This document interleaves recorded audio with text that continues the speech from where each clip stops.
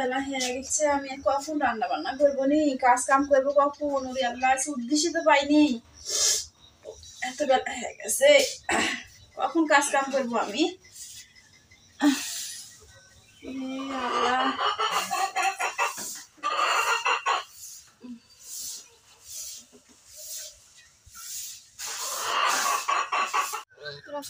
বাবা তোরা খেতে দিব তো? আমার কাজ কামি তো হয়নি, আমার উঠতে আসতে লেট হয়ে গেছে, বেলা হয়ে গেছে। আমি কখন উঠে কাজ কাম করে গা, আমি ঝাড় টাড় দিয়ে গা তোরা খাওয়াবো নি, তোরা জানিস নে। যাও বাবা, কাজ কাম হোক,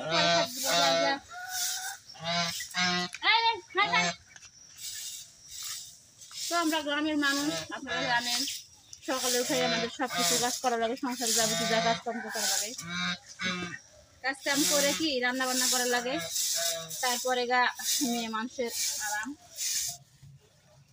সকালবেলা কি রান্না করতেন? তুমি তো ঘুম থেকে উঠে চলে গেছো, আমাকে ডাকনি, উঠতে আমার দিরং হয়ে গেছে, কি করবো? ডিম দিয়ে আলুর ঘাটি হবে নাকি? হয়, ডিম দিয়ে কাজ এসে ডিম দিয়ে আলু করে খাওয়া দিয়েছি। এখন দেখো কি লাগে।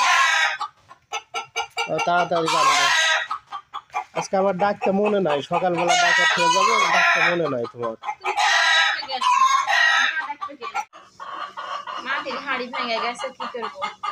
নতুন হাঁড়ি বাইকা তো রান্না করা লাগবে, সেজন্য আমি মাটি দিয়ে এত সুন্দর ভাবে লেপে দিচ্ছি যেন কালি না বাদে। কালি বাদলে তো ভাব করে উঠে যাবে, মাটি দিয়ে লেপে দিলে।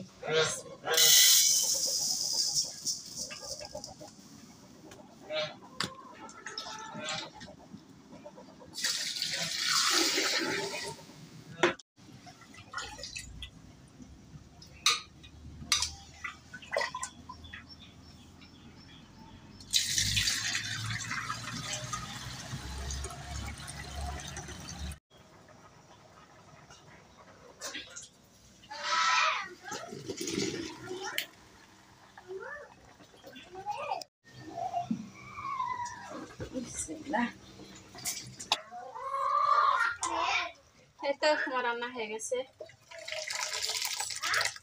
আলুর ঘাটি আজকে পাতলা করে আলু ঘাটি করেছি গো,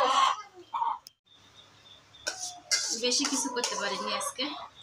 আচ্ছা, তো গাইস, আমাদের ছোট্ট পেজ শাহিদার সংসার সবে মাত্র পথ চলা শুরু আপনাদের সাথে।